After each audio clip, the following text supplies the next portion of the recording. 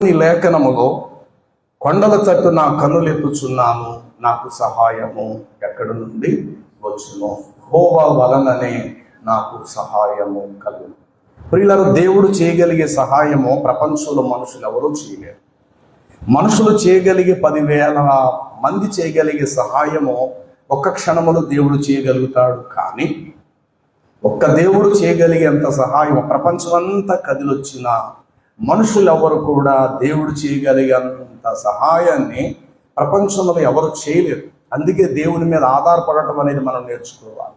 దేవుని మీద ఆనుకొనుట, దేవునిపై ఆధారపడుట, దేవుని మాట కొరకు నిరీక్షణతో విశ్వాసముతో ఎదురు చూచుట, దేవుని మాటకు కట్టుబడటము, దేవుని మాట మన స్వభిప్రాయము కంటే, సొంత అభిప్రాయం కంటే దేవుని మాటకు అత్యధికముగా ప్రాముఖ్యతను ఎక్కువగా ఇవ్వటం అనేది దేవుని బిడ్డలుగా మనం ఎప్పుడైతే గుర్తిస్తామో దేవుని సహాయము కూడా అలాగే మనం పొందుతాం.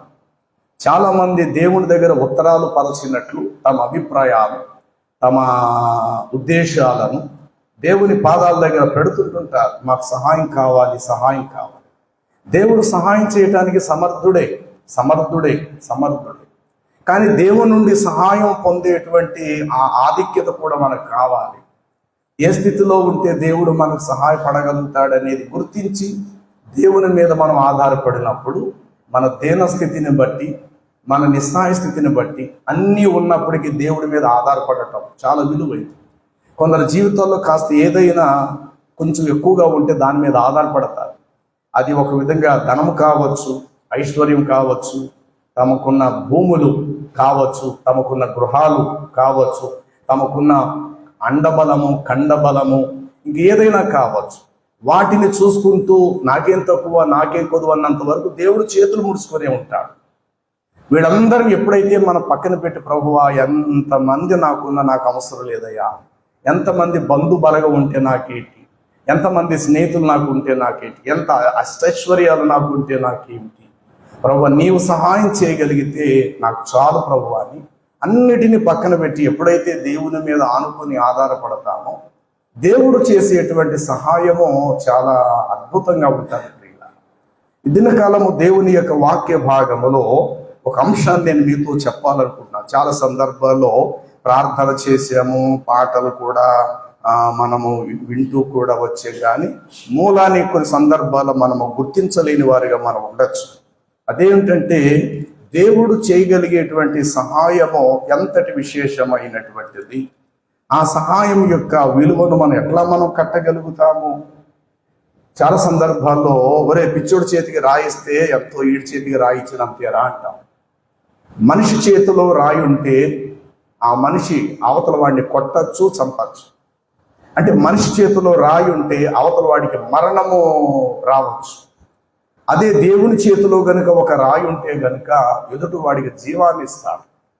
అంటే దేవుని చేతిలో ఉన్న రాయికి, మనిషి చేతిలో ఉన్న రాయికి గల వ్యత్యాసం ఏంటంటే, మనుషుడు ఆవేశపరుడు, కోపిష్టి, తన మాట పైనుండాలన్న ఉద్దేశంతో వాడు గెలవలేనందుకు బాధ కాదు, కానీ ఎదుటివాడు గెలిచి తాను ఓడిపోయినందుకు ఉక్రోషంతో దారి కాసి అవతల గెలిచిన వాడిని చంపే ప్రయత్నాలు కూడా చేసే స్వభావము సాధారణంగా మనిషిలో ఉంటారు.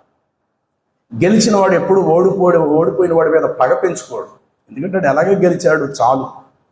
ఓడిపోయిన వాడి మీద పగ పెంచుకోడు. ఒక విధంగా దయగా చూస్తాడు, జాలిగా చూస్తాడు. అరే ఓడిపోయేవాటిరా నువ్వు, ఓడిపోయావా నా చేతుల్లో నువ్వు అన్నట్టుగా గెలిచిన వాడు చూస్తాడు. కానీ ఓడిపోయిన వాడు మాత్రం అయ్యో వీడి చేతులని నువ్వు ఓడిపోయాను కదా, ఈసారి నేను గెలిస్తే బాగుంటుందా అనుకోడు. కానీ చూసావా వీడు నా ముందు గెలిచాడు, వీడంతా చూస్తాను నేను ఏదో ఒక విధంగా అనేటువంటి పుట్టిన ఆవేశాన్ని పెంచుకునే స్వభావం మనిషి.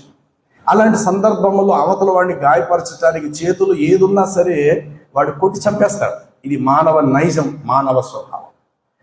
అదేవిధంగా దేవుని చేతుల్లో మనం ఉన్నదానికి, మనుషుల చేతుల్లో, మనుషుల ఉద్దేశాల్లో మనం ఉన్నదానికి వ్యత్యాసం అంటే, మనిషి చేతులు అంటే ఒక పిచ్చోడి చేతికి రాయిస్తే వాడు వెనక ముందు చూడరా ఏదుంటుంది పట్టి కొట్టేస్తాడని ఎలాగైతే అంటారో, పిచ్చోడి చేతిలో ఒక రాయిస్తే ఎదుటి వాడి ప్రాణాలు తీసేస్తాడు. కానీ అదే దేవుని చేతిలో గనుక ఒక రాయి ఉంటే గనుక దానిని జీవముగా మారుస్తాడు. దానిని పొందుకున్న వారు కూడా బలం పొందుకుంటారు. చూడండి, సమూయేలు మొదటి గ్రంథము 7వ అధ్యాయము 12 వచనాన్ని మనం చదివితే, అప్పుడు సమూయేలు ఒక రాయి తీసుకొని ఒక రాయిని తీసుకొని మిస్పాకును షేనుకును మధ్య దానిని నిలిపి, ఇంతవరకు యెహోవా మనకు సహాయము చేసెను అని చెప్పి దానికి ఎబెనెజరు అని పేరు పెట్టాను. ఎబెనెజరు అనే పేరునకు పరమార్థం ఫుట్నోట్లు ఇచ్చాడు, సహాయకురాయి. దేవుడు సహాయకుడు. దేవుని చేతికి రాయిస్తే ఆ రాయి కూడా సహాయం చేస్తాడు. అదే రాయి ఒక పిచ్చోడు చేతులను మనిషి చేతిలో ఉంటే ఆ రాయికి నష్టమే.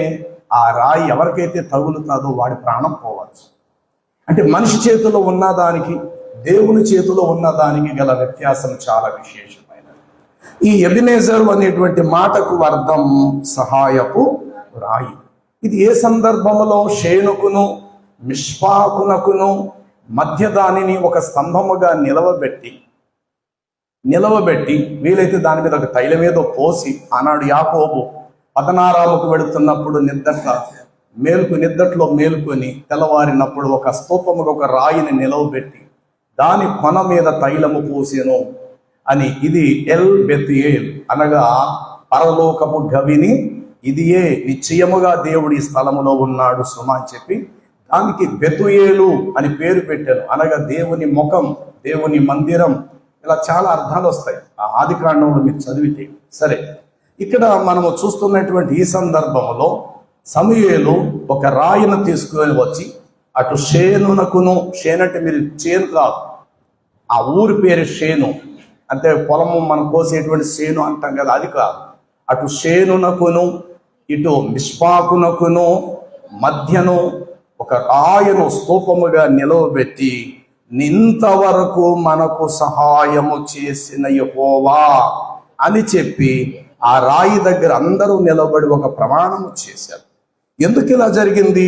7వ అధ్యాయం 9వ వచనం. అంతటా కిర్యాతారీము వారు వచ్చి యెహోవా మందసము తీసుకొని పోయి కొండ మీద నుండి అభినాదాబు ఇంట దాన్ని చేర్చి దానిని కాపాడుటకై అతని కుమారుడైనటువంటి ఎలియాజరును అచ్చట ప్రతిష్ఠించింది. సరే, సందర్భం ఏమిటంటే 4వ అధ్యాయములో తొలగిపోయినటువంటి దేవుని యొక్క మందసం. చూడండి, అదే సమూయేలు గ్రంథములో 4వ అధ్యాయాన్ని మీరు చదవగలిగితే ఎన్నో వచనం? 17వ వచనం. అందుకతడు ఇశ్రాయేలీలు ఫిలిస్తీన్ల ముందర నిలవలేక పారిపోయిరి, జనులలో అనేకులు హతులైరి, హొఫ్నీయును ఫినెహాసును అను 2 కుమారులు మృతి పొందిరి, మరియు దేవుని మందసము పట్టబడెను అని చెప్పాను. ఇక్కడ దేవుని మందసం 4వ అధ్యాయములో పట్టబడినది. తిరిగి మందసము స్వస్థలానికి తీసుకొచ్చే ప్రయత్నం. అలాంటి సందర్భంలో ఫిలిస్తీన్లు ఏం చేశారంటే మరలా ఇశ్రాయేలీయులను చంపటానికి వారు మరలా ప్రయత్నములు చేస్తూ వచ్చిరి. ఈ 4వ వచనాన్ని మనము చదివితే, ఫిలిస్తీన్ల చేతుల్లో నుండి మిమ్మల్ని విడిపించును. అంతటి ఇశ్రాయేలీలు బయలుదేరి దేవతలను అనగా అష్టోదు దేవతలను తీసివేసి యెహోవాను మాత్రమే వారేం చేసిరి? సేవించి. వీరు దేవతల తట్టు ఉన్నంత వరకు ఏ సహాయం వీరికి రాలా. దేవతల మీద ఆధారపడినంత వరకు, అది కొండే కావచ్చు, నీళ్లే కావచ్చు, పారే నీళ్లే కావచ్చు, ఇంకేమైనా కావచ్చు, ఇంకేమైనా రాళ్ళు రప్పలు కావచ్చు, వాటిని వారు పూజించినంత వరకు కూడా వారికి ఏమీ కలగల. 3వ వచనం. అంతటా సమూయేలు ఇశ్రాయేలు వారితో ఇట్లా నేను, చూడండి, మీ పూర్ణ హృదయముతో యెహోవా యొద్దకు మీరు మరలా మళ్ళు కొనిన ఎడలా అన్య దేవతలు అష్టోదు దేవతలు మీ మధ్య నుండి తీసివేసి పట్టుదల కలిగి యెహోవా తట్టు మీ హృదయాలను త్రిప్పి ఆయనను మీరు ఒకరు సేవించిన ఎడల అప్పుడు ఆయన ఫిలిస్తీన్ల చేతుల్లో నుండి మిమ్మల్ని విడిపించును. అంతటి ఇశ్రాయేలీయులు బయలుదేరి తమ తమ దేవతలను, అష్టోదు దేవతలను, బయలుదేవతలను తీసివేసి యెహోవాను మాత్రమే సేవించెను. అంతటా సమూయేలు ఇశ్రాయేలందరినీ మిస్పానునకు పిలువనంపుడి, నేను మీ పక్షమును యెహోవాను ప్రార్థన చేస్తానని చెప్పగా, అంతట వారు మిస్పాకునకును తర్వాతేమో కూడుకొనిరి. నీళ్లు చేది యెహోవా సన్నిధిని కుమ్మరించి ఆ దినమంతా వారు ఉపవాసం ఉండి యెహోవా దృష్టికి మేము నిజముగా పాపాత్ములమై ఇంటిమి అని ఒకరిని ఒకరు ఒప్పుకొనిరి. అంతటా మిస్పాలో సమూయేలు ఇశ్రాయేలుకు న్యాయము తీర్చుచూ వచ్చెను. ఇశ్రాయేలీలు మిస్పాలో కూడి ఉన్నారని ఫిలిస్తీయులు విని, అప్పుడు ఫిలిస్తీ సర్దారులు ఇశ్రాయేలు మీదకు వచ్చిరి. ఈ సంగతి ఇశ్రాయేలీలు విని ఫిలిస్తీయులకు భయపడి, మన దేవుడైన యెహోవా ఫిలిస్తీయుల చేతుల్లో నుండి మనలను రక్షించున్నట్లుగా మా కొరకు ఆయనను ప్రార్థన చేయుటకు మానవద్దు అని సమూయేలు యొద్ద మనవి చేసుకొనగా. ఇది జరిగిన సందర్భం. ఆటోమేటిక్ గా అవతల శత్రువులు వీరి మీదకి దండెత్తి, అది ఆ రోజే కానీ ఈ రోజు కూడా ఇశ్రాయేల్ పరిస్థితి కూడా అంతే. వాస్తవానికి ఇజ్రాయెల్ చిన్న దేశం. ఈ రోజు కూడా తమంతట తాము సాహసించి ఎదుటి వారిని దోచుకోవాలి, చంపాలనేటువంటి ఆ నినాదము మొదటి నుండి ఈ రోజు వరకు ఇజ్రాయేలుకి లేదు. ఆ చిన్న దేశంలో దేవుడు దాచించిన విలువైన నిధులు దోచుకోవడానికి శత్రు రాజ్యాలు, శత్రు దేశాలు అనేకమైన తెగబడ్డాయి. అది ఆ రోజు నుండి ఈ రోజు వరకు కూడా.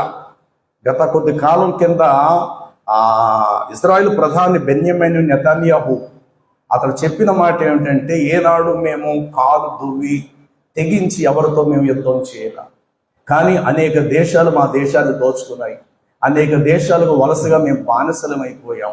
ఒక భారతదేశం వారి మమ్మల్ని గుర్తించారు తప్ప మిగతా అన్ని దేశాలు వారు మా స్త్రీలను బలాత్కారాలు చేశారు, మా నిధులను దోచుకున్నారు, మా బిడ్డలను చంపేసేశారు.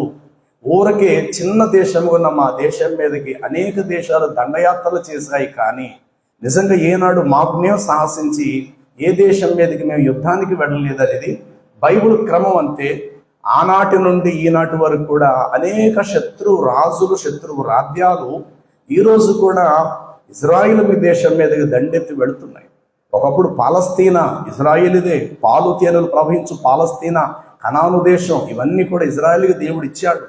అలాగే కొంత అలా దోచేసుకోగా ఈరోజు ఇజ్రాయేలీలకు ఉండేది ఏమిటంటే ఏడుపుల గోడ ఒక్కటి మాత్రమే మిగిలింది. మిగతాదంతా కూడా అబ్రహాము తన కుమారుడు ఇస్సాకు బలి అర్పణ తీసుకెళ్ళిన మొరియా పర్వతం మీద రాక్ ఆఫ్ డౌన్, దానిని కూడా ఈరోజు ముస్లింలు ఆక్యుపై చేసేసారు. ఈరోజు అంతా కూడా ముస్లింలు సొంతమైపోతే ఒక ఏడుపుల గోడ మాత్రమే ఇశ్రాయేలుకు మిగిలింది. వారికి ఏమైనా దుఃఖము, బాధ కలిగినప్పుడల్లా ఆ ఏడుపుల గోడ దగ్గరకు వచ్చి చేతులు ఉంచి వారు ప్రార్థనలు చేస్తారు. ఇది ఈ రోజు వరకు జరుగుతున్న వాస్తవం. అయితే యెషయా గ్రంథములు అంటాడు, మీ పాపములు మీకును మీ దేవునికి అడ్డు గోడ వలె ఉంది, ఇక గోడ తొలగించబడును. ఆ తర్వాత దేవుడు మనకు సంధి కుదిర్చను క్రీస్తు ప్రభు ద్వారా. ఈరోజు నువ్వు నేను ప్రార్థన చేయవలసింది యేసుక్రీస్తు నామమున, యేసు ప్రభు వారిని ఎదురుగా పెట్టి ఆయన నామం పేరిట మనం ప్రార్థన చేయాలేమో తప్ప ఏ రాయి దగ్గర, ఏ గోడల దగ్గర మనం ప్రార్థన చేయవలసిన అవసరం మనకు లేదు. సరే, కానీ ఆనాటి నుండి దేవుడు ఇజ్రాయేలుకి ఆధారమైన వాడు కునుకడు, నిద్రపోడు. సరే, చదవబడినటువంటి అధ్యాయంలో ఫిలిస్తీన్ల ఇజ్రాయేల్ మీదకి వచ్చినప్పుడు దేవుడు వారి మధ్య ఉరుములను ఉరిపించెను. ఆ కింద వచ్చిన చూడు, వారు యుద్ధం చేయకుండానే సమూయేలు దహన బలిగా అర్పించుండగా ఫిలిస్తీ యుద్ధం చేయటానికి ఇశ్రాయేలు మీదకి వచ్చిరి. అయితే యెహోవా ఆ దినమున ఫిలిస్తీన్ల మీద మెండుగా ఉరుములను ఉరిమించి, చూసారా, ఉరుములను 10వ వచనం కింద బాగా నేను చదువుతున్నాను. ఉరుములను ఉరిమించి వారిని తారుమారు చేయగా అంతట వారు ఇశ్రాయేలీల చేతులలో ఫిలిస్తీన్లు ఓడిపోయి, అంతటి ఇశ్రాయేలీలు మిస్పా నుండి బయలుదేరి బెత్రారు వరకు ఫిలిస్తీన్లను తరిమి హతము చేసిరి. అప్పుడు సమూయేలు ఒక రాయి తీసుకొని మిస్పాకును షేనునకును మధ్య ఒక రాయిని నిటారుగా నిలిపి, ఇంతవరకు యెహోవా మనకు సహాయము చేసెను అని చెప్పి దానికి ఎబెనెజరు అని పేరు పెట్టారు. ఎబెనెజరు అనే మాటకు ఒక సంపూర్ణ అర్థం విసరగలిగే, బలముగా జయమివ్వగలిగే, కష్టములో నిన్ను ఆదుకోగలిగే సహాయపురాయి. యేసుక్రీస్తు ప్రభు వారికి బైబిల్లో అనేక గుర్తులు కలవు, అనేక కొండ గుర్తులు, అనేకమైన గుర్తులు కలవు. వర్షము వలె ఆయన మన మధ్యకు వచ్చు. ఆయన వర్షమునకు సూచన, తర్వాత తూర్పు బలమైన గాలికి కూడా ఆయన సూచన, ప్రవహించే జీవ నదికి కూడా ఆయనే సూచన, మండుచున్న పొదకు కూడా ఆయనే సూచన. బైబిల్లో ఎక్కడైతే వింత విచిత్రమైన అద్భుత కార్యాలు మనకు కనబడతాయో, కనబడే ప్రతి కార్యములో క్రీస్తు యొక్క ఆనవాళ్లు మనకు కనబడతాయి. అదే క్రమములు ఇక్కడ ఎబినేజర్ అనే మాటకు అర్థం సహాయపు రాయి కూడా క్రీస్తు ప్రభువునకే సాదృశ్యం. చూడండి, దానియేలు గ్రంథం, దేవుని పరిశుద్ధ బైబిల్ గ్రంథము, దానియేలు గ్రంథాన్ని మనము చదవగలిగితే 2వ అధ్యాయము 45వ వచనము, 2వ అధ్యాయము 45వ వచనం. చేతి సహాయము లేని పర్వతము నుండి తీయబడిన ఆ రాయి, ఇనుమును, ఇత్తడిని, మట్టిని, వెండిని, బంగారమును పగలగొట్టగా తమరు చూచితిరే. ఇందువలన మహాదేవుడు ముందు జరగబోయే ఒక భవిష్యత్తుని సంగతిని రాజునకు ముందుగానే తెలియచేసి ఉన్నట్లు కల నిశ్చయముగా దాని భావమును మీకు తెలియపరచ చాలు.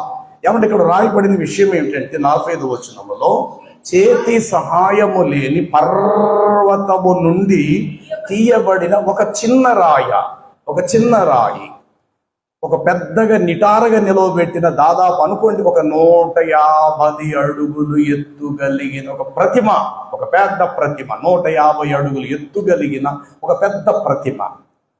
ఈ శిరస్సు భాగము బంగారం. దాన్ని తయారు చేసే విధానం ఏమిటంటే, శిరస్సు మేలిమి బంగారం, ఉదరము, ఈ యొక్క రొమ్ము, ఈ యొక్క ఉదరం ఇదంతా కూడా వెండి, ఆ తర్వాత ఇత్తడి, ఆ తర్వాత ఇనుము, ఆ తర్వాత కిందకు వచ్చేసరికి ఇనుము, మట్టి. సాధారణంగా మనం వాడుకునేటువంటి లోహాల్లో ఇవి చాలా ప్రాముఖ్యమైనవి. బంగారం అందరికీ ఇష్టం, బంగారం ఎవరికి చేదు కాదు. దాని తర్వాత కొద్ది కింద స్థాయి ఏంటంటే వెండి, ఇది అందరికి ఇష్టమే. ఇక ఇత్తడి, అది మనకు కావాలి. అలాగే ఇనుము మనకు కావాలి.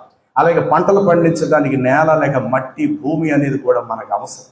ఈ ప్రతిమను ఈ నెబుకద్నెజరు ఈ విధముగా అతడు తయారు చేయించి ఒక కలను కన్నాడు. ఆ కలలో ఈ మేలిమి బంగారం, అలాగే ఈ యొక్క రొమ్ము, ఆ తర్వాత ఉదరం, అలాగే తొడలు, ఆ తర్వాత పాదాలు. ఇక్కడ బంగారము, వెండి, ఇత్తడి, ఇనుము, మట్టి. ఆఖరిలో 5వదేమో ఇనుము, మట్టి కలిసి పొసగని అనే మాట రాయబడింది. ఇక్కడ బంగారం చాలా ఖరీదైనటువంటి బంగారము.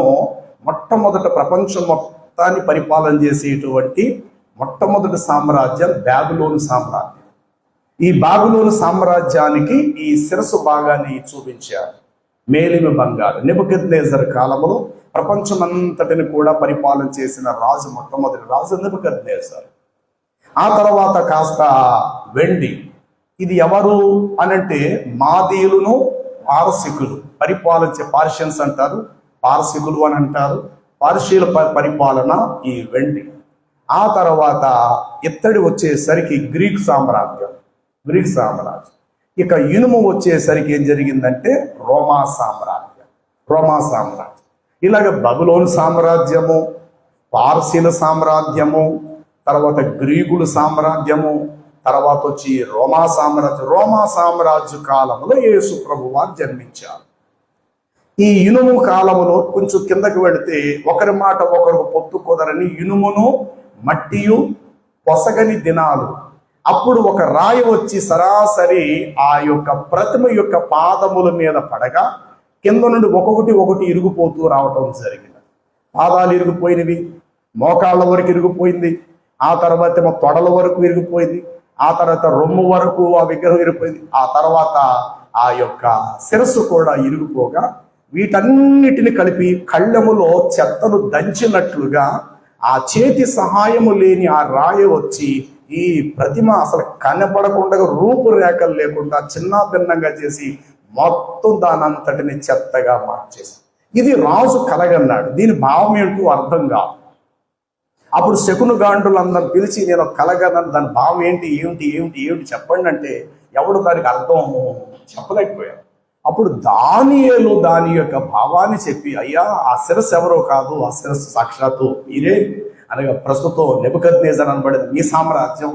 మీ తర్వాత మీకంటే కొంచెం తక్కువ సామ్రాజ్యం వస్తుంది, దానిని వెండితో పోల్చారు. దానికంటే కొంచెం తక్కువ సామ్రాజ్యం వస్తుంది, అది గ్రీక్ సామ్రాజ్యం. దానికంటే కొంచెం తక్కువ సామ్రాజ్యం వస్తుంది, కానీ గట్టి సామ్రాజ్యం అయి ఉంటుంది, అది ఇనుము చాలా బలం గలది. ఈరోజు రైలు బళ్ళు నడుస్తున్నాయంటే అవి చాలా రవాణాకు కానీ సకల యంత్రాలకు కానీ అన్నిటి ఎక్కువ శాతం ఉపయోగించేది ఇవి. కానీ చిన్న రాజ్యమే కానీ చాలా విస్తారంగా బలంగా ఉంటుంది అని చెప్పిన తర్వాత, ఆ తర్వాత ఏ రాజ్యము ఉండదు. ఒక్కొక్క దేశానికి ఒక్కొక్క రాజ్యం అయిపోతుంది. ప్రపంచం ఒకే రాజ్యం ఎప్పుడు పరిపాలించదు. కానీ చేతి సహాయం లేని ఒక చిన్న రాయి వచ్చి భూతలమంతగా మారుతుంది. చూడండి ఆ మాట ఎక్కడ రాయబడినది, ఆ రాయి వచ్చి అది భూతలమంతగా మారును. ఆ ఒక్క మాట కావాలి. దానియేలు గ్రంథంలోనే మీకు కనబడుతుంది అన్నమాట.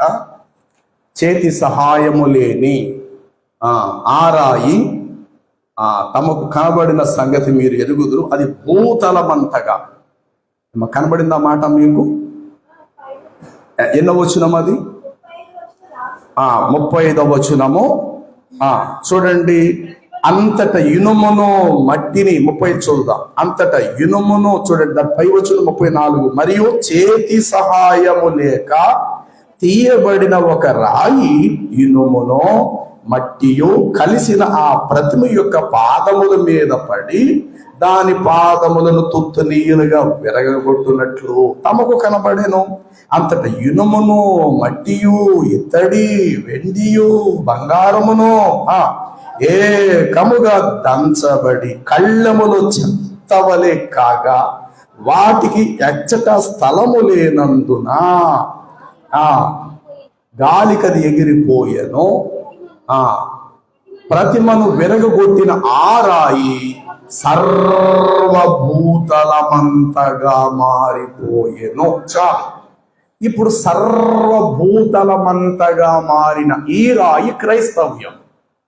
ఎన్నో రాజ్యాలు వచ్చాయి, అవి ఆ దేశాలకు ఇప్పుడు ప్రపంచాన్ని పరిపాలించాయి. ఇప్పుడు ఏ దేశం ఆ దేశం వారే.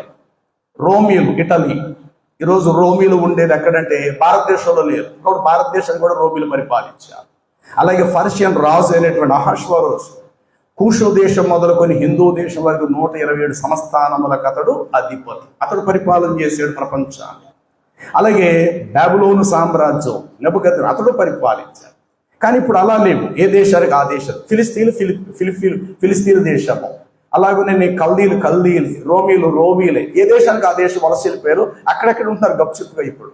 కానీ ఈరోజు క్రైస్తవ్యం అనేది ఉంది, చూశారు, రవి అస్తమించని సామ్రాజ్యముగా, రవి అస్తమించని సూర్యుడు అస్తమింపని సామ్రాజ్యముగా ఈరోజు ప్రపంచ అన్ని దేశాలు ఎన్నైతే ఉన్నాయో ఆఖరి ఇస్లాం దేశాలతో సుద్ధా క్రీస్తు మాట వినిపించబడుతుంది.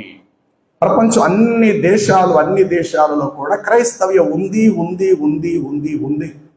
ఇందులో ఎక్కడ కూడా ఆచారాలు లేవు. యేసు సిలువైపడ్డాడని ప్రతి క్రైస్తవుడు నమ్ముతాడు. యేసు మృతుల్ని తిరిగి లేచి సమాధిని గెలిచిన ప్రతి ప్రపంచ క్రైస్తవుడు, ఆఖరికి ఆర్సియం, రోమన్ కేథోలిక్ కానీ ప్రొటెస్టెంట్ అనగా మనం కానీ ఎవరైనా విశ్వసించేది క్రీస్తు చనిపోయి తిరిగి లేపబడ్డారు. ఈ విధమైనటువంటి నియమావళి ఈరోజు ప్రపంచమంతా వ్యాపించింది. దీనిని దేంతో పోల్చాడంటే పర్వతము మీద నుండి చేతి సహాయము లేక తీయబడిన రాయి. ఈ చేతి సహాయము లేని అనే మాటకు అర్థం పురుషుని ప్రమేయము లేకుండా పుట్టగలిగిన ఒక క్రీస్తు అని అర్థం. మనందరం మన తండ్రి సహాయం వల్ల అమ్మ కడుపులోకి వెళ్ళాం. మనకు తండ్రి లేకపోతే మన తల్లి మన గర్భం మోసేది కాదు. మన తండ్రిలో ఉండేవారు, తండ్రిలోనే ఉన్నాము రక్త కణాలుగా. తండ్రిలో నుండి దాటుకొని తల్లి గర్భాశయంలోకి వెళ్ళి పడ్డాం. అంటే ఒక స్త్రీ గర్భం ధరించిందంటే పురుషుని సహాయం చేత. పురుషుడనేవాడే లేకపోతే స్త్రీ ఎప్పటికీ ఒంటరిగానో గుడ్రాలుగానో అలాగే ఉండిపోతాడు. ఎప్పటికో ఒక బిడ్డను కనటం అనేది స్త్రీకి ఎప్పటికీ చేత కాదు. ఖచ్చితంగా స్త్రీ గర్భం ధరించాలంటే తనకంటూ ఒక పురుషుడి సహాయం అవసరం. కానీ ఇక్కడ చదవబడిన ఈ అధ్యాయములో చేతి సహాయము లేని అనగా ఎవరి ప్రమేయము లేకుండా ఒక స్త్రీ గర్భాన్ని మాత్రం పుట్టినవాడు ఒక క్రీస్తు. ఆ ఒక్క క్రీస్తు యొక్క క్రైస్తవ్యం ఈరోజు ప్రపంచ దేశాలు వ్యాపించింది. కాబట్టి చేతి సహాయం లేని తీయబడిన ఒక చిన్న రాయ వచ్చి దానికంటే ముందుగా పరిపాలన చేసే సకల రాజ్యాలను, సకల అధికారాలను కళ్ళెములో చెత్తను దంచేసినట్లుగా ఆ రాయ వచ్చి ఇనుము, బంగారము, ఇత్తడి, వెండి, ఇనుము, మట్టి మొత్తం అని చిన్న భిన్నముగా చేస్తుంది ఆ చేతి సహాయం లేని ఆ చిన్న రాయి. ఆ చిన్న రాయే ప్రభువైన యేసుక్రీస్తు. రాయి ద్వారా విస్తరించిన భూతలమంతగా మార్చబడినది ఈరోజు క్రైస్తవ్యం. అంతటా రాయ వచ్చి అది పెరిగి పెద్దదై ఆ సర్వభూతలమంతా మహాపర్వతమాయెను. మహాపర్వతముగా మారిపోయింది ఈరోజు క్రైస్తవ్యం. ఏమంటే ఈరోజు క్రీస్తును ప్రకటించొద్దని చెప్పడానికి కానీ పత్రికలు తీసుకువెడితే చంపేయడానికి కారణం ఏంటో తెలుసా? ఒక్కటే నిజం, మీరు నమ్మండి. అదేమిటంటే ఊరకయే క్రీస్తు ప్రపంచానికి అందుబాటులో ఉన్నాడు, ఊరకై ఉచితముగా. రెండు, వారు ఎవరినైతే నమ్ముతున్నారో వారి ద్వారా దమ్మిడి కూడా సహాయం పొందలేని వారు సహితం కూడా యేసు ద్వారా సులభముగా ఉచితంగా సహాయం ప్రపంచానికి ఇది తట్టుకోలేక. ఇప్పుడు పెద్దలు ఒక మాట అంటారు, మా బంగారం మంచిదే అయితే మిమ్మల్ని అనవలసిన పని లేదు అని ఒక సామెత వాడతారు. అలాగే ఇప్పుడు వారి బంగారము మంచిదైతే మీరు క్రీస్తును ప్రకటించొద్దు మా ప్రార్థనకు వచ్చి అని అనవలసిన అవసరత లేదు. ఎందుకంటే మీరు మంచి రిచ్లో, మంచి పొజిషన్లో, మంచి స్థితిలో అన్ని రకాలుగా మేళ్ళు ఉపకారాలు మీరు నమ్మిన దేవతల ద్వారా మీరు పొందుతూ ఉంటుంటే మధ్యలో ఏసుతో మీకు పనేటి? ఇంకా అసలు ఏసునే మీరు పట్టించుకోరు. కానీ ఇక్కడ మీకు సహాయం ఎలాగా దొరకట్లేదు. ఇక్కడ పైగా క్రైస్తవులు వచ్చి క్రీస్తు సహాయం చేస్తాడని చెప్తూ అసలు సహాయం మేము ఎలా పొందామని సాక్ష్యాలు చెప్పటం, ఈ విధముగా క్రీస్తు ద్వారా మేము మేలు పొందాం, మేము సహాయం పొందాం, ఈ విధమైన సాక్ష్య రూపంలో ఎప్పుడైతే ప్రపంచానికి అందిస్తున్నారో సహాయము పొందలేని నిస్సాయ స్థితిలో ఉన్నవారు తిరుగుబాటు చేయటం ప్రారంభిస్తున్నారు. అయ్యో తెచ్చేదేదో మంచిదే తెస్తున్నారు వారు, దాన్ని మనం స్వీకరిద్దాము, వారేదో ఒక క్రీస్తట ఏదో మనకు అప్పగిస్తున్నారు, ఆయన ద్వారా ఏదో మేలు జరుగుద్దట అదేదో చూద్దాం. ఎలాగ ఇక్కడ మనకు మేలు జరగలేదు కదా, కనీసం ఆయన ఏదో ప్రకటిస్తున్నారు, ఆ క్రీస్తును పట్టుకుని చూద్దాపోని అన్న భావం ఇక్కడ లేదు. ఇప్పుడు మన పిల్లవాడు అవతల పిల్లవాడిని ఇద్దరిని కుస్తీ పోటీలో పెట్టినప్పుడు ఎవరు తల్లిదండ్రులు అనుకుంటారు మా పిల్లవాడు గెలాలి, మా పిల్లవాడు గెలాలి, మా పిల్లవాడు గెలాలి, మా పిల్లవాడు గెలవాలి. ఆటోమేటిక్గా అందరూ ఒక పిల్లవాడు ఖచ్చితంగా గెలుస్తాడు, ఒక పిల్లవాడు అట్లాగా ఓడిపోతాడు. ఇప్పుడు తల్లిదండ్రులు కూడా గెలిచిన వాడికి ఎలాగో చూసుకుంటూ రే ఏదో రోజు చూస్తాం. ఇంతకీ ఆ పిల్లవాడు చేసిన తప్పేంటి అంటే గెలవటమే తప్ప? మీ పిల్లవాడి మీద జయం పొందటమే ఆడు చేసిన పెద్ద నేరమా? ఆడి మీద మీరు ఏలెత్తేలా చూపించి ఆడి మొక్క మీరు క్యాండర్కి చుమ్ము ఇతని కారణం ఏంటి? మీ పిల్లవాడు ఓడిపోయాడు అనేది ముందు మీరు గుర్తించండి. తర్వాత అవతల వాడు నిరుభేదరాలు కుమారుడే కావచ్చు, కానీ బలముగా జయం పొందాడు వాడు.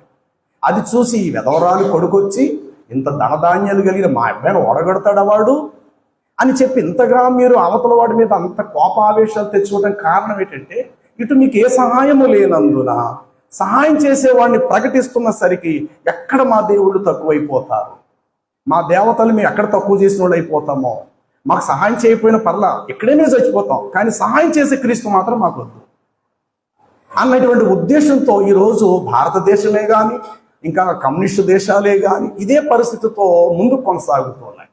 అయితే వాస్తవం ఏమిటంటే చేతి సహాయము లేని ఒక చిన్న రాయ వచ్చి దానికి ముందుగా పరిపాలన చేసిన సకల రాజ్యాలన్నిటిని కూడా చిన్నాభిన్నంగా చేసి పారవేసి అది సర్వభూతలమంతగా మారిపోయినది. ఆ సర్వభూతలమంతగా మారినదేమో క్రైస్తవ్యం. ఈ క్రైస్తవ్యం ఎలా వచ్చిందంటే చేతి సహాయం లేని పర్వతము నుండి తీయబడిన రాయి. ఏమిటా పర్వతము? పరలోక పట్టణం. పరలోకము నుండి తీయబడిన క్రీస్తు, పరలోకము నుండి పురుషుడు సహాయము లేకుండా పుట్టినటువంటి క్రీస్తు, పరలోకము నుండి భూలోకానికి దిగి వచ్చిన చేతి సహాయము లేని ఆ చిన్న రాయి వచ్చి అంతకుముందున్న రాజ్యాలన్నిటిని చెదగొట్టి ఈ రాయి సర్వభూతలమంతగా మారిపోయినది. ఇంత అద్భుతమైన విషయాన్ని అక్కడ దానియేలు దేవుని ఆత్మచేత విషయాన్ని ఆనాటి బబులోను చక్రవర్తి మహారాజుకి దాన్ని తెలియపరుస్తూ వచ్చాడు. అంటే క్రీస్తుకు సంబంధించిన ఆనవాళ్ళు పారే సెలయేరుగా క్రీస్తును పోల్చవచ్చు, దహించు అగ్నిగా క్రీస్తును పోల్చవచ్చు, అలాగే వారిని వెంబడించిన ఆత్మ సంబంధమైన బండ, ఆకాశంలో కురిసిన మన్నా. ఇది ఈ మన్నా తినువాడు చనిపోతాడు, నన్ను తినువాడు ఎప్పటికీ చావడు. అంటే ఆయన మన్నాకు సూచనగా ఉన్నాడు, ప్రవహించే బండకు సూచన అయి ఉన్నాడు. అలాగనే ఇత్తడి సర్పముతో ఆయనను పోల్చడం జరిగింది. అలాగే యోధా గోత్రపు కొదమసింహముతో పోల్చడం జరిగింది. ఇలాగ క్రీస్తుని మనం చూడగలిగితే అన్ని రకాలలో పక్షిరాజుతో పోల్చబడ్డాడు ఆయన. ఆ తర్వాత వధకు ఏర్పడు గొర్రె పిల్లతో ఆయన పోల్చబడ్డాడు. ఇలాగ క్రీస్తుకు సంబంధించినటువంటి విలువైన ఆనవాళ్ళు బైబిల్లో అనేక రకాలుగా మనకు కనబడతారు. అందులో ఒక భాగం ఏమిటంటే ఎబినేజరు. చెప్పండి ఏంటట? ఎబినేజర్. ఎబినేజరు అనే మాట నాకు సంపూర్ణ అర్థం ఏమిటంటే సహాయపు రాయి. అందుకే మొదట చెప్పారు, పిచ్చోడి చేతికి రాయిస్తే వాడు దాని విలువలు గుర్తించారు. వీలైతే రాయితో కొట్టుకుని వాడు చస్తాడు. స్థిరం తక్కువగా ఉన్న కారణం చేత మతి స్థిమితం లేనందున వాడు ఇతరుల మీద రాయి విసిరి వాడినన్నా చంపేస్తాడు. కానీ అదే రాయి దేవుని చేతుల్లో ఉంటే కనుక ఆ రాయ ఉపయోగపడతాడు. దావీదు ఒడిశల్లోకి వెళ్ళింది ఒక చిన్న రాయ. చెప్పండి, దావీదు చేతుల్లోకి ఏం వెళ్ళిందటండి? ఒక చిన్న రాయ. ఏమంటే రాయ బలమగలదా? ఒడిసి లేకపోతే విసిరినటువంటి ఆ ఈటె బలమగలదంటే ఈటే బలమైంది. అంటే అంత బలవంతుడయ్యుండి కూడా వాడి చేతులు ఏం పెట్టుకున్నాడట? ఈటిని పెట్టుకున్నాడు గొలియాతు. బాగా అర్థం చేసుకోండి, బలవంతుడే, అసలు వాడికి ఏ ఆయుధంతో కూడా పని లేదు, ఇలా పట్టుకొని పీకినుకు చంపేస్తారు, అంత బలవంతుడు గొలియాతు. అలాంటి వాడికి ఏం కావాల్సి వచ్చింది? మళ్ళీ ఒక పెద్ద ఈటి కావాల్సి వచ్చింది. అసలు నిజానికి వాడే బలవంతుడు, మళ్ళా వాడి చేతికి నేతగాని ధోని అంత బలము గలది 600 తులముల ఎత్తుగల ఒక ఎత్తడి కొన పై భాగం అంటే గుచ్చుకుంటే నేలకు అలాగా ఒక 10 అడుగులు దిగిపోతుంది అనమాట. అంతటి బలము కలిగినటువంటి ఈటే బలవంతుడికి అవసరం వచ్చింది. కానీ దావీదు చూస్తే చిన్న పిల్లవాడు, దావీదు చూస్తే బలహీనుడు, అంత బలం గలవాడు కాదు. అలాంటి వాడి చేతులు ఏం పెట్టుకున్నాడంటే ఒక చిన్ని రాయి. ఇంత చిన్న రాయి వెళ్ళి ఏం చేసిందంటే అంత పెద్ద గొలియాతును సహితము బోర్ల పడగొట్టేలా చేసేసింది. ఇక్కడ దానియేలు గ్రంథములు మీరు చదివిన ఈ చిన్న రాయి వెళ్ళి ఏం చేసిందంటే అక్కడ అంత పెద్ద ప్రతిమను కూడా ఏం చేసిందట?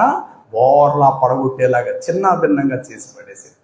కాబట్టి ఇక్కడ సమూయేలు అంతటా షేనునకును మిష్పామునకును మధ్యను అతడు ఒక రాయను నిలవబెట్టి, యెహోవా నేటి వరకు మనకు సహాయము చేసెను అని చెప్పి ఆ రాయికి ఏం పేరు పెట్టాడంటే ఎబినేజర్. ఎబినేజర్ అనే మాటకు అర్థం ఏంటంటే సహాయపురా. ఈనాడు చాలా మంది తమకు సహాయం కలగాలని చెప్పి కొన్ని రాళ్లను వెతికే వారిని మనం చూస్తాం. అవి వ్రేళ్లకుండే ఉంగరపు రాళ్ళు.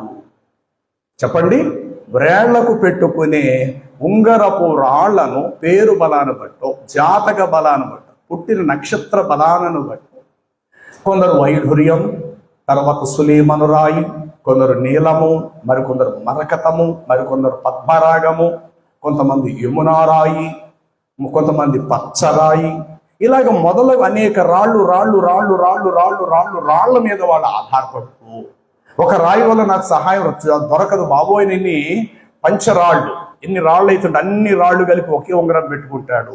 ఇది సరిపోదేమో అని చెప్పి ఈ 10 వ్రేళ్ళు కూడా 10 రకాల ఉంగరం. కారణం వాడు బతికేయాలని, వాడి ఆస్తి ఎప్పుడు వాడికి అట్లాగే ఉండాలని, వాడి ఆరోగ్యం ఎప్పుడు అలాగే ఉండిపోవాలని, వాడి వయసు ఎప్పుడు అలాగే ఉండిపోవాలని, వాడి గౌరవం ఎప్పుడు వాడికి అలా ఉండిపోవాలి. ఇతరులు వాడి దగ్గర బానిసలుగా పనిచేసాడు ఎప్పుడు ఎదగకూడదు, అందరు నా చేతి కింద బానిసలో ఉండాలని, నేను మాత్రమే ఖరీదైన స్థితిలో నేను ఉండిపోవాలి. ఈ భావంతో కొంచెం వ్యాపారంలో ఏదైనా 1 సంవత్సరం కొంచెం నష్టం కలుగుతుంది అని అంటే ఒక పెద్ద సిద్ధాంతం దగ్గరికి వెళ్ళిపోతాడు వాడు. అప్పటికి వాడి చేతి చాలా రాళ్ళు ఉంటాయి.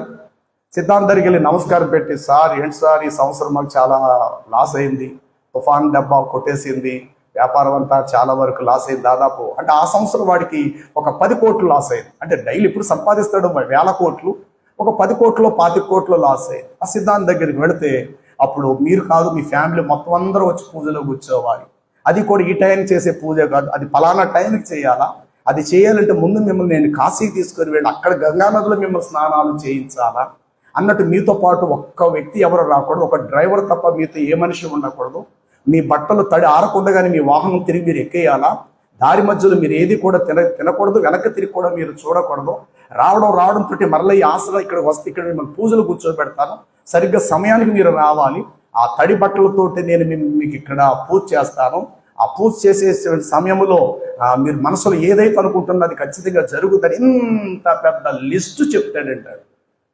చెప్పి ఆ తర్వాత మీ భార్య కాబట్టి, మీ సహాయకురాలు కాబట్టి ఈమె చేత కూడా ఈ ఉంగరం అవసరం, మీకు మొదటి కుమారుడు కాబట్టి ఈ పిల్లడు కూడా ఈ పేరు బలబట్టి ఈ రాయి పెట్టాలి, అందుకే మీకు ఈ దోషం కలిగింది, ఈ సంవత్సరం మీరు 20 కోట్లు లాస్ అవటానికి కారణం ఇదే అనేసి ఇంత పెద్ద ఎస్టాబ్లిష్మెంట్ చేసి ఇన్ని రకాలుగా చెప్పి ఆడి దగ్గర నుంచి ఒక 50 లక్షలు ఎంతో మొత్తం మీద లాక్కొని కొన్ని రకాల పొళ్ళు అనగా రాళ్ళు, రంగు రాళ్ళు వాడి చేతి పెట్టి వెళ్ళిపోమని చెప్తాడు. అంతే, మరలా మామూలే. అయితే జాగ్రత్తగా వినండి. ఈ రాళ్ళు పెట్టుకోవటం వల్ల అప్పుడప్పుడు మీరు ఈ యొక్క ఛానల్లో, టీవీలో అప్పుడప్పుడు కొన్ని సందర్భాల కింద యాడ్ వస్తారు. అదేంటే పంచముఖి ఒక చిన్న కుంకుడుగా గింజలాగా ఉంటుంది, అది రుద్రాక్షమాల ఒకటి. తర్వాత కొన్ని లోహాలతో చేయబడినటువంటి కొన్ని రకాలైనటువంటి ఉంగరాలు, పగడాలు, కడియాలు లాంటివి. అందులో మరలా జాతపక్షి ఉంగరము అని చెప్పి అందులో కొన్ని రాళ్ళు అడ్వర్టైజ్మెంట్ ఇస్తుంటారు, కింద రోలింగ్ అలా తిరుగుతూనే ఉంటారు. మరి ఇవి ధరిస్తున్నారు కదా బయట సమాజంలో చాలా మంది. ఇవి ధరిస్తున్నప్పుడు వీరికి ఎందుకు ఇవన్నీ కలిసి వస్తున్నాయి అంటే 100% వీళ్ళందరూ కూడా శైతానుడి మీద ఆధారపడుతున్నారు. రాళ్ళు దేవుడివే, ప్రతి రాయి, దుమ్ము, ధూళి, దోగర సమస్తం దేవుడిదే. కాలువలో ప్రవహించే బురదే గాని, నీళ్లే గాని, ఆ నీటి పైన కనబడి చిన్న క్రిమికీటకాలు, కాలువ దగ్గర చిన్న పురుగులు కాబట్టి ప్రతిది దేవుడిదే. మరి సృష్టిలో రాళ్ళు కూడా దేవుడియే కదా, అది పచ్చరాయి కావచ్చు, రంగురాళ్ళు ఏదైనా కావచ్చు. మరి రాళ్ళు దేవుడే అయినప్పుడు పాస్టర్ గారు ఇవన్నీ శైతానుగాడికి సంబంధించిన ఎందుకు మాట్లాడాలని మీరు ప్రశ్న మీలో పుట్ట. వాస్తవానికి ఇవన్నీ దేవుడివే, ఈ రాళ్ళని దేవుడే. కానీ వీటన్నిటిని ఒకానొక టైములో పరలోకములో ఏ దేవదూతను అలంకరించలేనంత గొప్పగా లూసిఫర్ని దేవుడు ఈ రాళ్లతో అలంకరించాడు. యెహెజ్కేలు గ్రంథము 28 అధ్యాయము 11వ వచనం నుండి చదివితే మీకు ఈ మాటలు చక్కగా కనబడతాయి.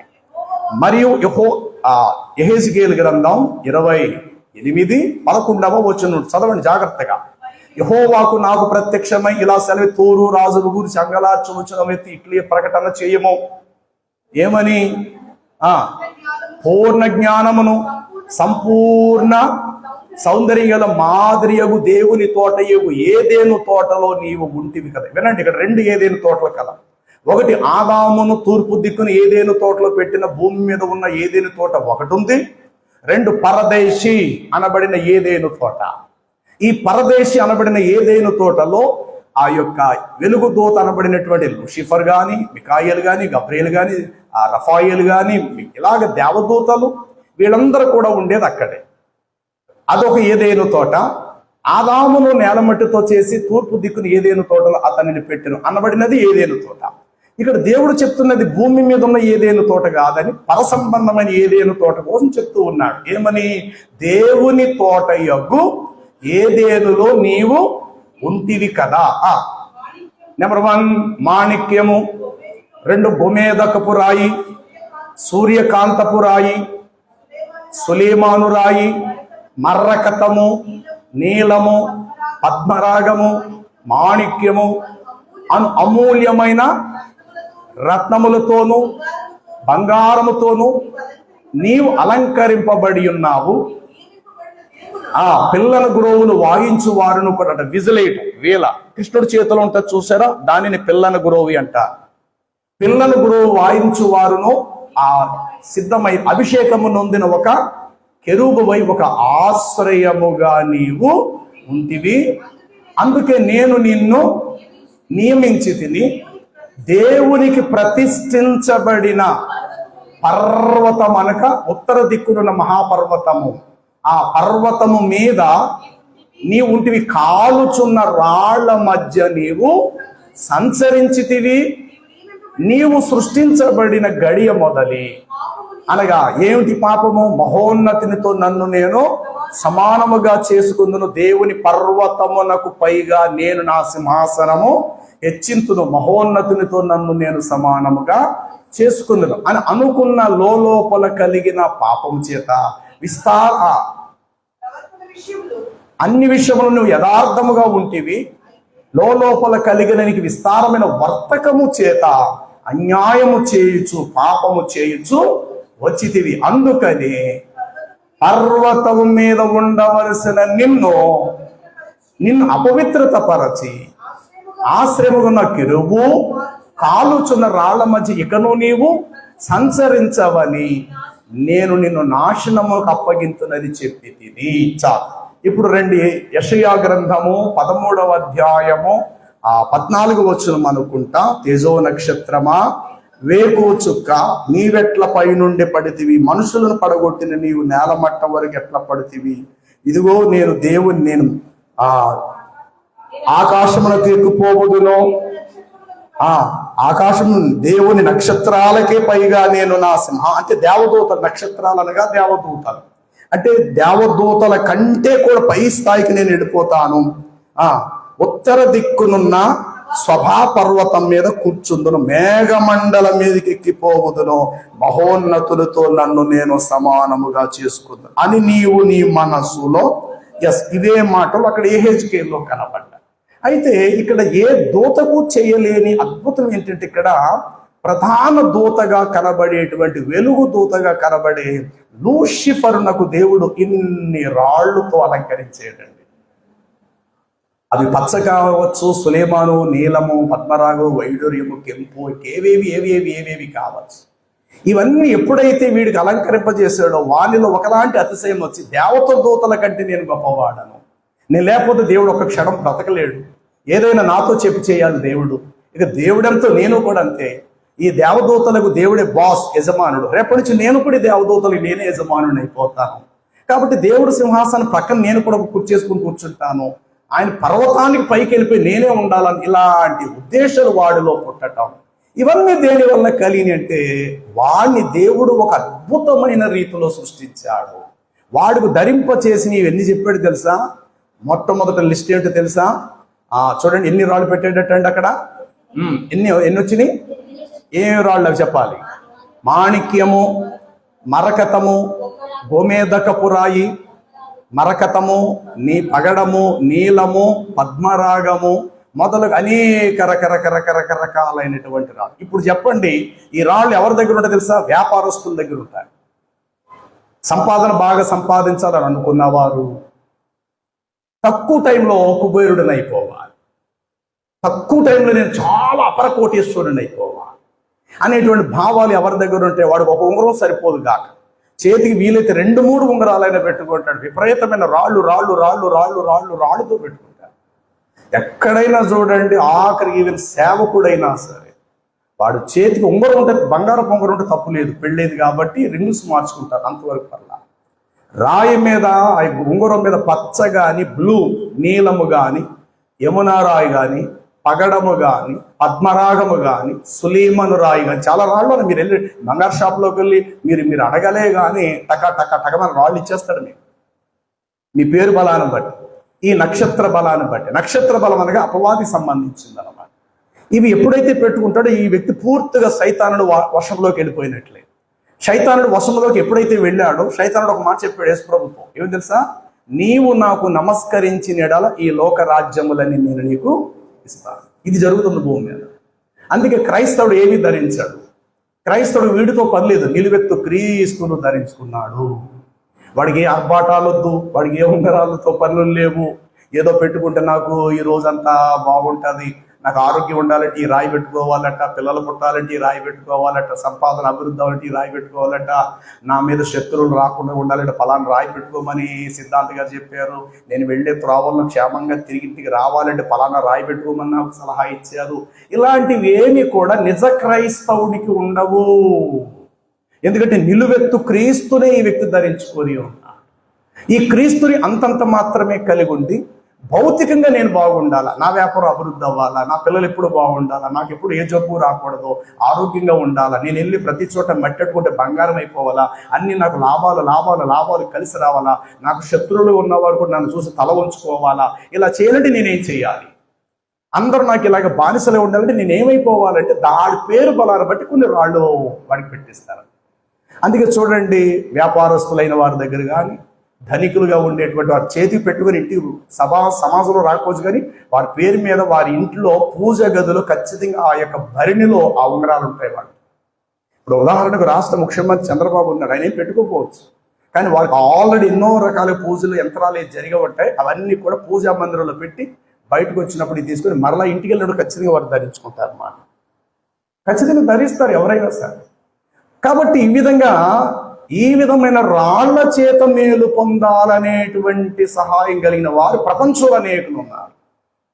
కానీ ఇక్కడ మనం చదివిన అధ్యాయంలో ఫిలిస్తీయులను వారు హతము చేయగా వారు వారిని విడిచి వెళ్ళిపోయి అంతటా రోడ్డు మీద ఉన్న ఒక రాయిని తీసాడు సమూయేలు. ఇదే మనకు కొండ గుర్తు. ఈ రోజు మనకు ఒక శుభప్రదమైన ఆనవాలు. రండి ఆ రాయిని తీసుకొని రండి అని చెప్పి అటు షేనునకును ఇటేమో మిష్పాకునకును మధ్యను దానిని నిలవబెట్టి ప్రార్థన చేశారు. నేటి వరకు యెహోవా మనకు సహాయము చేశాను. కాబట్టి ఈ రాయి పేరు ఏమిటంటే ఎబినేజర్. ఎబినేజర్ అనే మాటకు అర్థం ఏంటంటే సహాయపు రాయి. మరి ఇప్పుడు చేతికి పెట్టుకున్న రాళ్ళ గురించి ఏం మాట్లాడదాం? చేతికి పెట్టుకున్న రాళ్ళను గురించి సమాజాన్ని ఏ విధంగా మనం ప్రశ్నిద్దాం? ఎందుకు పెట్టుకుంటున్నారు? ప్రస్తుతం ఎందుకు వెలుగులో ఉన్నాయి ఈరోజు? ఈ రాళ్ళకు సంబంధించిన ఆనవాళ్ళు కలిగిన వాళ్ళందరూ చివరికి ఎవరి దశలోకి వెళ్ళిపోతున్నారు? ఎవరున్న చోటుకి వెళ్ళిపోతారు ఈ రాళ్ళు పెట్టుకున్న వాళ్ళందరూ అంటే అపవాది యొక్క ఆనవాళ్ళలోకి వెళ్ళిపోతారు. రాళ్ళు దేవుడివే, నేను కాదంటాను, దుమ్ము ధూళి అంతా దేవుడిదే, కానీ ఏదో ఒకటి నాకు కలిసి రావాలి. అందుకు నాకు దేవుడు వద్దు, ఈ రాయే నాకు కావాలి. ఈ రాయి పెట్టుకుంటే నాకు అంతా చాలు. కొంతమంది లైట్ వెలిగించడంతో వెంటనే ఆ ఉంగరాన్ని కళ్ళకి ఇలా కట్టుకుంటారు. ఒక విగ్రహారాధన. ఏ క్రైస్తవుడు కూడా ఇలా అనుకోవాల్సిన పని లేదు. ఏ చర్చ్ కనబడినా నువ్వు ఇలా అనుకోవాల్సిన అంత అవసరత మనకు లేదు లేదు లేదు లేదు. ఎందుకంటే ఆల్రెడీ నీ హృదయంలో దేవుడు నివాసం ఉన్నాడు కదా. ఏదో దేవుడు అప్పటి వరకు లేనట్టు ఏదో ఇలా అనుకుంటే దగ్గరకు వచ్చి నీ గుండెలోకి వచ్చి కూర్చుంటాడేమో అని అన్నట్టు ఇలాగ అనుకోవాల్సిన అవసరత కూడా మనకు లేదు లేదు లేదు. ఒక్కసారి నీటి మూలంగా నమ్మి బాప్తిసం పొంది కన్నీటితో ప్రభుని ఎప్పుడైతే నువ్వు స్వాగతించావో, నేను వారిలో నివసింతును వారిలో సంచరింతును అన్న దేవుడు నువ్వు చచ్చిపోవాలి కానీ బ్రతుకున్నంత వరకు ఆయన నీలో ఉన్నాడు. అంతే. లైట్ వేస్తే వెంటనే ప్రభు ఫోటో వంక చూడటం కానీ, చర్చ్ మొహం వంక చూడటం కానీ, చర్చ్ మీద ఉన్న సిలువ వంక చూడటం కానీ, లేకపోతే నీ చేతి అని ఇలా ముద్దెట్టుకోవటం కానీ, దగ్గర ఉన్న పిల్లల దగ్గర తిరిగి పిల్లల మొఖాలు చూసి ముద్దెట్టడాలు, ఇవన్నీ విగ్రహారాధన జాబితాల్లోకి వెళ్ళిపోతున్నాయి. ఎందుకంటే నిజదేవుని యొక్క చిరునామా నీకు లేదు కాబట్టి ఈ పనులన్నీ పిచ్చి పనులు మనం చేయవలసి వస్తారు. నిజదేవుని ఎప్పుడైతే నీవు హృదయ నిండా నువ్వు కలిగి ఉన్నావు, 600 106 భూమి ఆకాశంలో తల్ల క్రిందలయ్యే పరిస్థితి వచ్చినా నిన్ను విడువను, నిన్ను ఎడబాయను. దేవుడు ఇజ్రాయెల్ని ఎట్లా కాపాడుతూ వచ్చాడో తెలుసా ప్రియులారా? చూడండి 32వ అధ్యాయము ద్వితీయోపదేశ కాండాన్ని మీరు చదవగలిగితే అక్కడ ఒక మాట 10-11 వచనాలు ఇట్లా వ్రాయబడి ఉంటుంది. ద్వితీయోపదేశ కాండ. అమ్మా, అరణ్య ప్రదేశములలోను భీకర ధ్వని గల పారుచున్న ఎడారులలోను వారిని నేను కనుగొని వారిని నేను ఆవరించి పరామర్శించి ఏమండి తన కనుపాప వలె వారిని కాపాడు. ఎలా కాపాడుతాడటండి దేవుడు? నీ చేతికి పెట్టు నాప్రాలు చిన్న ఉంగరం మాదిరిగా కాదు కాక. ఎంతకాలం ఉంటుందండి చేతికున్న ఉంగరం? ఎంతకాలం ఉంటుంది అది? ఆ రాయి మీద మెరుపు ఎంతవరకు ఉంటుంది? ఆ రాయి ఎంతవరకు నన్ను కాపాడింది? చెట్టంత వ్యక్తిగా ఉన్న మనమెక్కడ? కాళ్ళ కిందేసి తొక్కేస్తే మట్టిలోకి దిగిపోయే చిన్న రాయి ఎక్కడండి? ఆ చిన్న రాయి ఎట్లా నిలువెత్తు మనిషిని కాపాడేస్తుంది? పిచ్చి భ్రమ కాకపోతే, అజ్ఞానం కాకపోతే. దీని మీద వ్యాపారం చేసేవారు, కోట్ల రూపాయలు సంపాదించేవారు, సాతాను యొక్క ఆనవాళ్ళు తమ శరీరం మీద అలంకరించుకొని నేను సాతాను లిస్టులోకి వెళతాను, కానీ నాకు ఆ రాయి కావాలి. చచ్చిన తర్వాత నరకానికైనా వెళతాను, నేను మాత్రం ఈ గోమేదకపు, సులేమను, నీలం, మరకతం, పద్మరాగము, యమున మొదలగు రాళ్ళు నేను ధరించుకుంటాను. నేను కుబేరుని అయిపోవాలి భూమి మీద, అంతే. పెద్ద రాజుని అయిపోవాలి భూమి మీద. అందరు నా చేతి కింద ఉండాలా, నేను గొప్ప ఘనకీర్తి పొందేయాలి. అందుకు ఎలా ఎన్ని రాళ్ళైనా నేను పెట్టుకుంటా. చచ్చిన తర్వాత పరలోకమా నరకం ఎన్ని నాకు వద్దు. ఏమైపోయినా పర్లా, బ్రతుకున్నంత వరకు మాత్రం సుఖశాంతులతో బతికేయాలి. అందుకు ఎన్ని ఉంగరాలైనా పెడతాను, ఆ ఉంగరాలు ఎన్ని జాతిపక్ష ఉంగరాలు ఎన్ని రాళ్ళైనా నేను ధరిస్తాను. ఇది మానవుల యొక్క స్వభావము. కానీ దేవుడు అంటాడు, ఏమంటాడు తెలుసా? నువ్వు కూర్చుండుటయో నువ్వు లేచుట కూడా నాకు తెలుసు. ఇందా మీరు చదివినటువంటి ఆ యొక్క ద్వితీయోపదేశ కాండములో కిందకు వచ్చేసరికి అంటాడు, పక్షిరాజు తన పిల్లలను తన రెక్కల మీద మోయినట్లు ఉన్నదన్నమాట. దాని పై వచ్చిన చదువు, ఒకడు తన కనుపాపను కాపాడునట్లు నేను వారిని కాపాడేదను.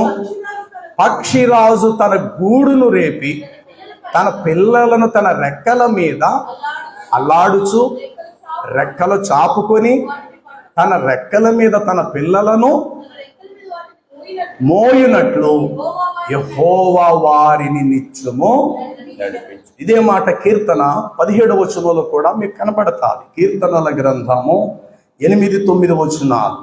కీర్తనల గ్రంథము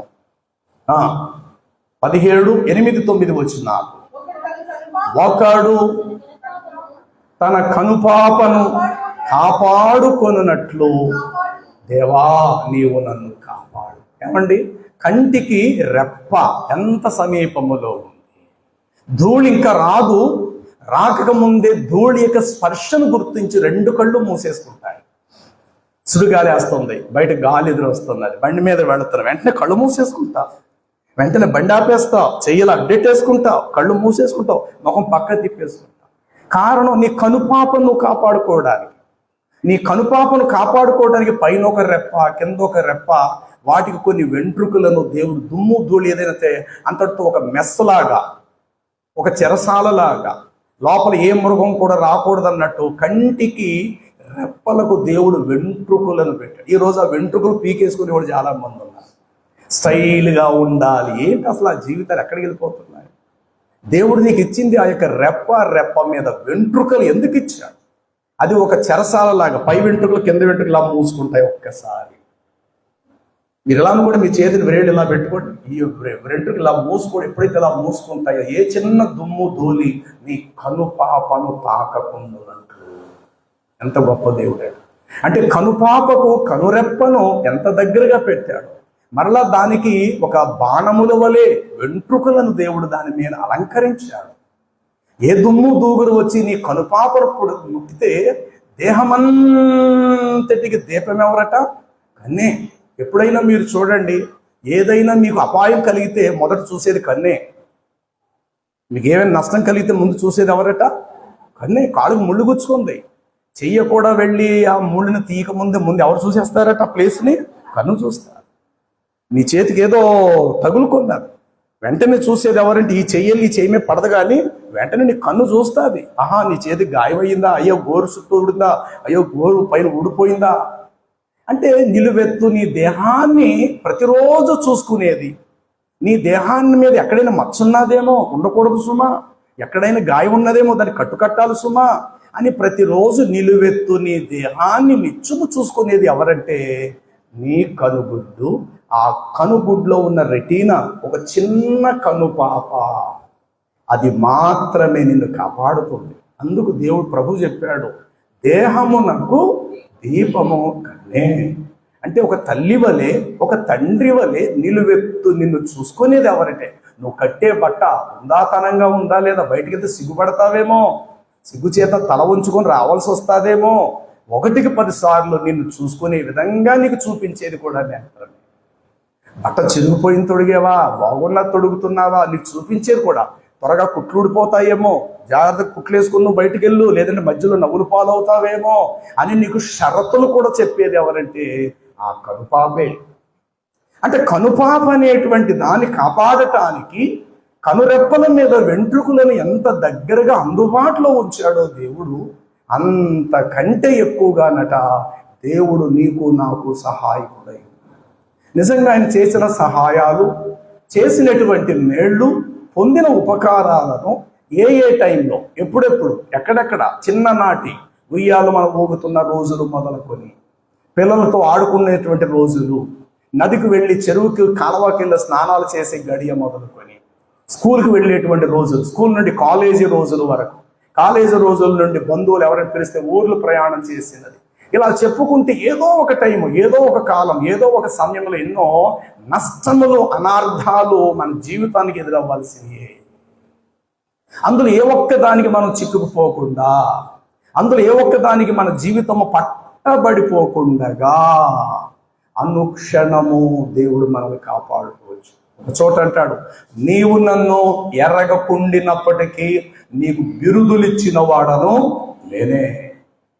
నువ్వు నన్ను తెలుసుకోలేదు, నా చర్చకు నువ్వు రాలా, నన్ను ప్రార్థన చేయలేదు, అయినప్పటికీ నువ్వు నా బిడ్డవే. ఆదామును బట్టి నువ్వు నా కుమార్తెవు, నా కుమారుడువే. నువ్వు నన్ను ఎరగకుండినప్పటికీ, బహు విగ్రహారాధన చేస్తున్నప్పటికీ, మొక్కుబళ్ళు ఉన్నాయని చెప్పి ఎన్ని కొండలు కొండలు కొండలు కొండలు నువ్వు పరుగులెత్తుతున్నప్పటికీ కూడా ఆ రోజుల్లో కూడా నీకు సహాయం చేసిన వాడను నేనే. ప్రియులారా, జరిగినటువంటి ఒక వృత్తాంతం ఇది. అది ఇంగ్లాండ్, న్యూజిలాండ్, ఇంగ్లాండ్ నాకు తెల్లదు, కానీ చాలా కాలం క్రితం నేను చదివి ఆ పుస్తకం. తెల్లవారు కాబోతుంది ఒక మంచి మంచు ప్రదేశం. మరికొద్ది క్షణాలైతే వారు అనుకున్న స్థావరానికి, వారు అనుకున్న చోటుకు వెళతారు. ఆ కుటుంబానికి తెల్లవారుజాని 4 గంటలకు ప్రార్థన చేసుకుని నిలవాలి. రాత్రంతా ప్రయాణం చేశారు. భార్య అన్నది 4 అయిందయ్యా, కారు పక్కనే పెట్టేశారు.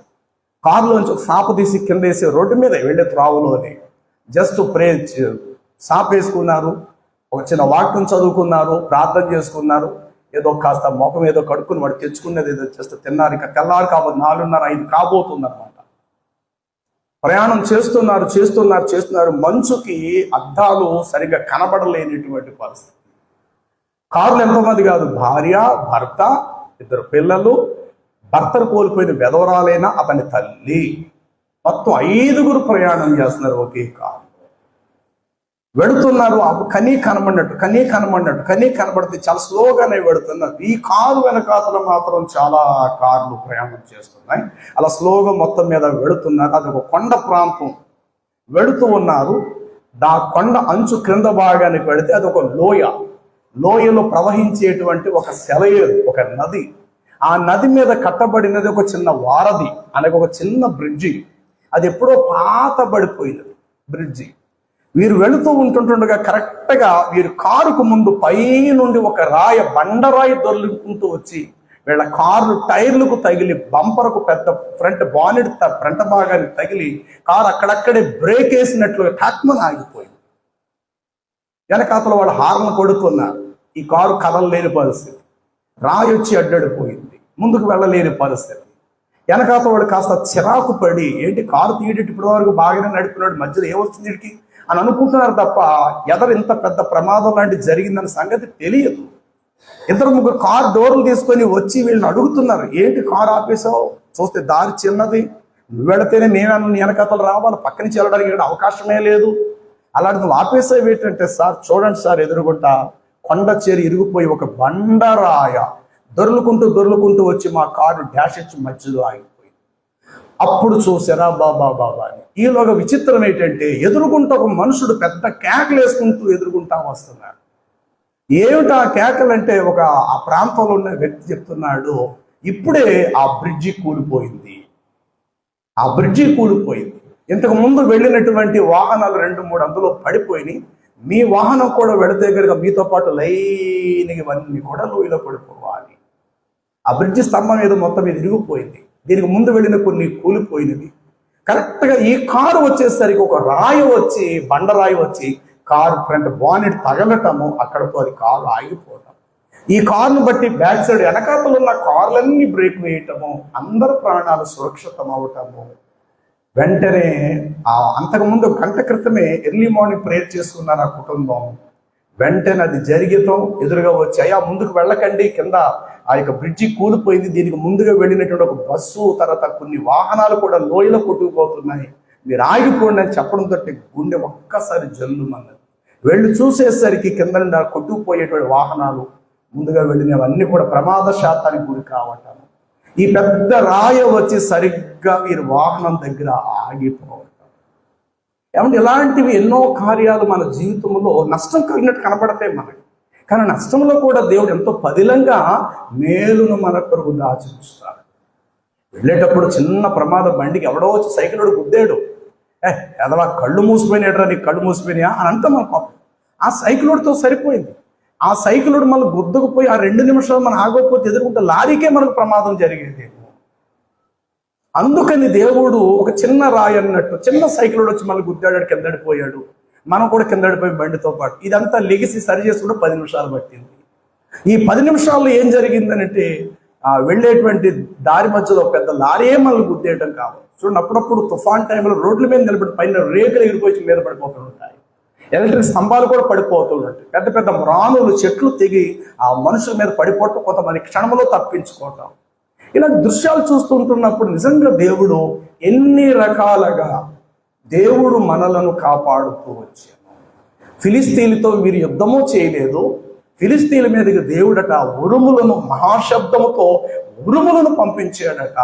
ఆ ఉరుము యొక్క ధ్వనికి ఫిలిస్తీన్లందరూ ఆయుధాలు తమ వరలో పెట్టుకొని పరుగులెత్తటం మొదలెట్టారు. ఇజ్రాయిల్ యుద్ధం చేయలేదు, వారి మీద కత్తి దూయను లేదు, వారి మీద ఈటెలను ఇసరను లేదు. కానీ సులభముగా ఫిలిస్తీన్లే ఇజ్రాయిల్ చేతికి దొరికినట్లుగా ఉరుములు కురిపించగా ఆ శబ్దాలకు భయపడిపోయి పారిపోయారు. ఎవరి చేతికి కత్తి యుద్ధం చేయలేదు, ఎవరి చేతి కత్తికి రక్తం అంటనియలేదు ప్రియులారా. అంటే వారి చేతికి మట్టి అంటనివ్వకుండా దేవుడు కార్యం చేశాడు. అది చూసిన ఇశ్రాయేలీయులు సమూయేలుతో ముందే చెప్పారు, ఇదిగో వారితో జయించే వరకు నువ్వు మానక మా కొరకు నువ్వేం చేయాలి, ప్రార్థన విసుకకు నువ్వు చేయాలి సమూయేలు. ఈలోగా వీళ్ళ పంత మీద మేము చూస్తాం, వీళ్ళ భర్త మీద మేము పడతాం, లేకపోతే వీళ్ళతో యుద్ధం మేము చేస్తాం, ఈలోగా నువ్వు ప్రార్థన అలా మానకుండగా చేస్తూ ఉండు అన్నారు. ఏ కార్యానికైనా ప్రియులారా ఒకరు ప్రార్థన చేసేవారిగా ఉండాలి. ఒకవేళ మన మీటింగ్స్కే వెళ్ళాము, కొంతమంది అక్కడ వేదికలో కూర్చుంటే కొంతమంది పక్కకు పోయి ప్రార్థన చేయ, ప్రభువా వాతావరణం ప్రతికూలంగా కనబడుతుంది, ఎదుగుని సేవకుడు విలువైన వాక్యం అందిస్తున్నారు, అన్యజనులైన వారు అనేకులు తమ చెవులిప్పి మరి చక్కగా వింటున్నారు, తమ హృదయాలు తెరిచారు. దేవా నీ కార్యం ఇక్కడ జరగాలి, సభ ముగిసేసరికి నీ అద్భుతం, నీ కార్యం చూడాలి చూడాలి చూడాలి ప్రభువా అని అలాంటి భావముతోటి ప్రార్థించే బిడ్డలు కూడా ఇక్కడ దేవుని సంఘములో బలమైన రాళ్ళు, సహాయపు రాళ్ళు వలె ఉన్నారు.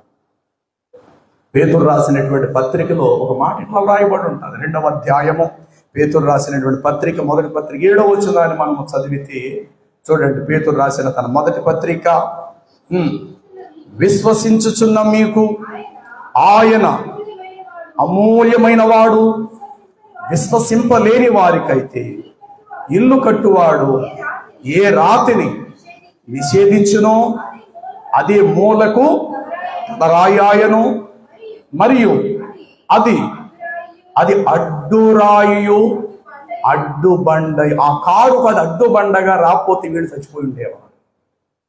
ఎర్లీ మార్నింగ్ వాడు చేసిన ప్రేయర్కి వెంటనే జస్ట్ ఏదో కాఫీ త్రాగారు, తెచ్చుకున్నది ప్లాస్కోలో ఉంది, జస్ట్ అలా తాగారు, మొక్కలు కడుక్కొని మళ్ళీ కార్ స్టార్ట్ చేసుకొని వెళ్ళారు. మంచు అలా కురుస్తూనే ఉంది. నిజంగా కొంచెం ఒక 10 అడుగులు 15 అడుగులు ముందుకు పెడితే కనుక వీరి కారు కూడా లోయలో పడిపోయేది.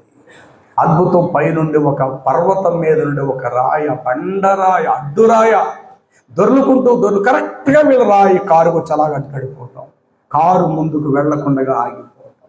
ఒకవేళ తొందరపాటున కొంచెం వేగంతో ముందుకే వెళితే ముందుగా కొట్టుకుపోయే వాహనాలతో సహితం పాటు బహుశా వీళ్ళ వాహనం వీళ్ళ తర్వాత వచ్చి నీ కొట్టుకుపోవలసినవే. నిజంగా దేవుని బిడ్డవు నువ్వైతే నిన్ను బట్టి నీ వెనకాతలు ఉన్నవాడిని కూడా దేవుడు కాపాడుతాడు. ముందు స్థానంలో నిన్నుంచుతాడు మహిమ కోసం.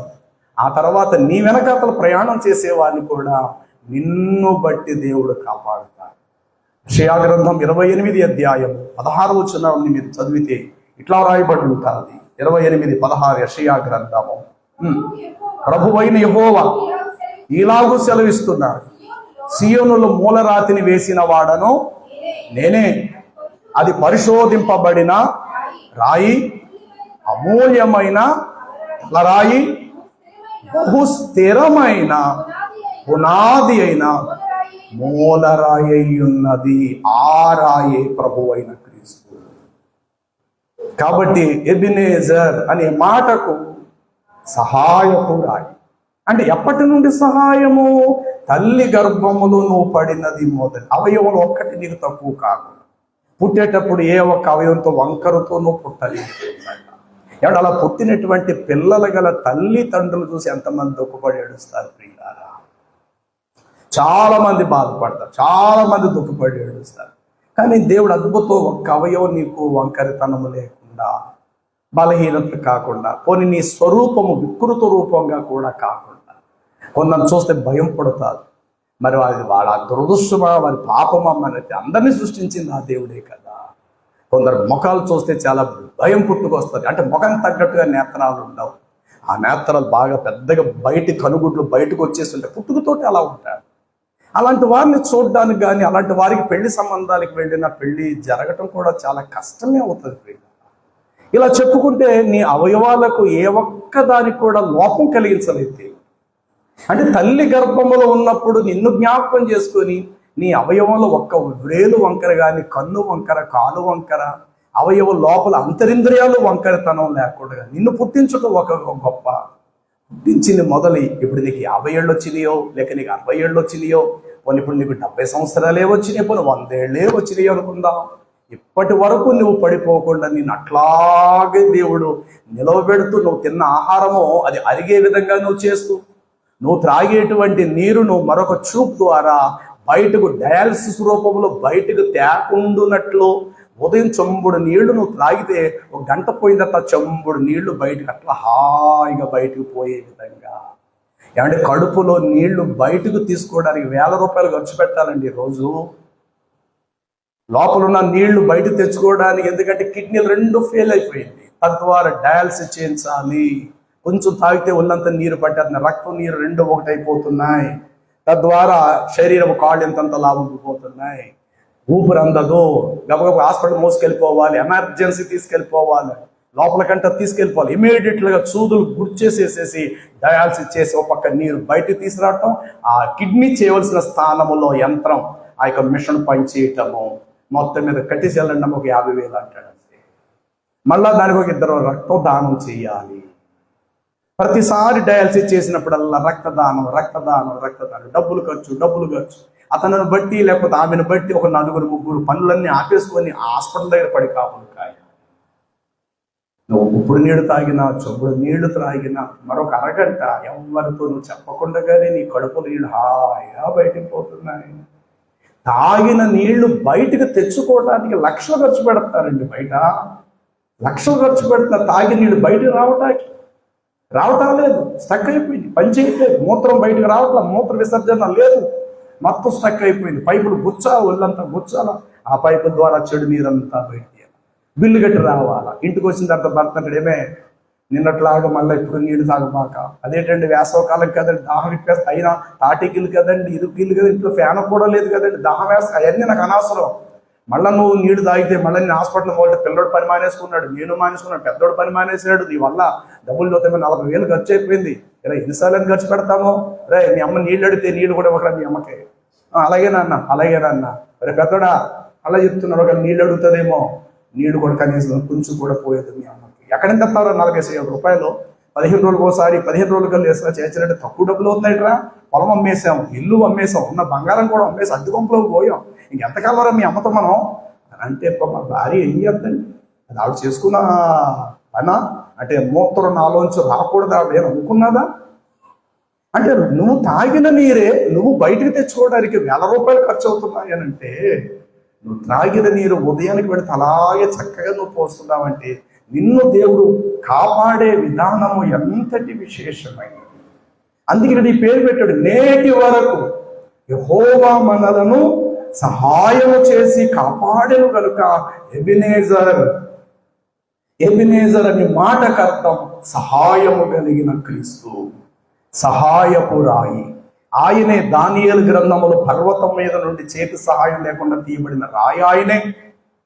చూడండి, ఆది కాండాన్ని మీరు గమనిస్తే కనుక 28 అధ్యాయం 18వ వచనము, 28:18 ఆది కాండము.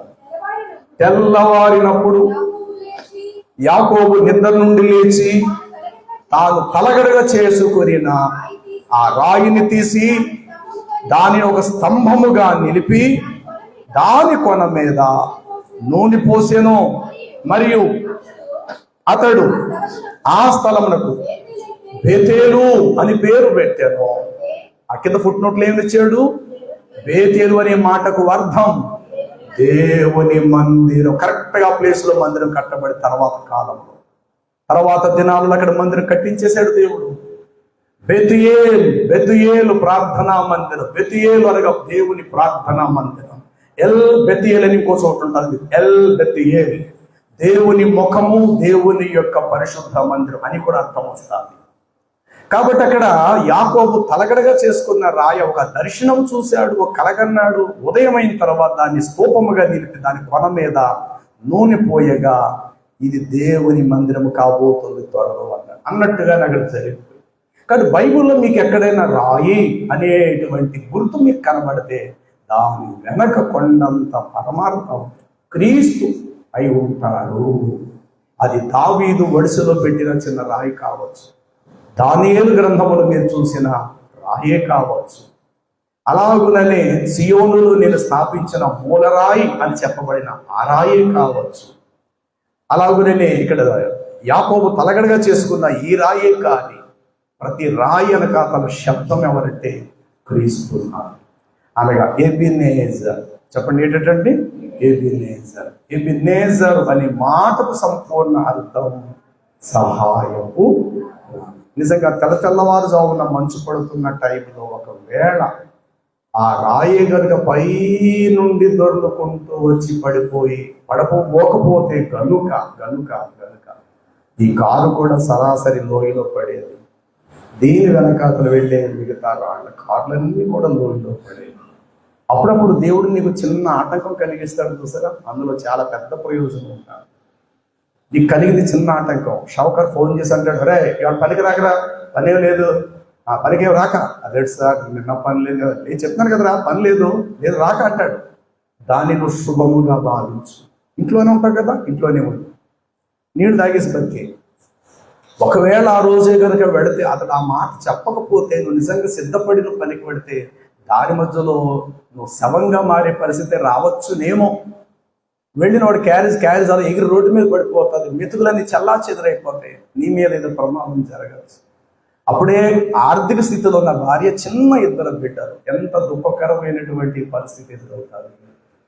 కాబట్టి మొదట నీకు చిన్న నష్టంగా ఎదురైన ప్రతిదాని వెనకాతల పెద్ద లాభమే దేవుడు చేకూర్చాడని నువ్వు నమ్మాలి. అదే నిజమైన విశ్వాసం. ఇవాళ పని లేదురా, నువ్వు రాకరా అని అన్న అందులో మేలే ఉంటుంది. 4 రోజుల పైన కనబడరా, నువ్వు అప్పుడే రాను అని అవతల వాడు అన్నాడు అని అంటే అందులో కూడా నీకు ప్రయోజనమే ఉంటుంది.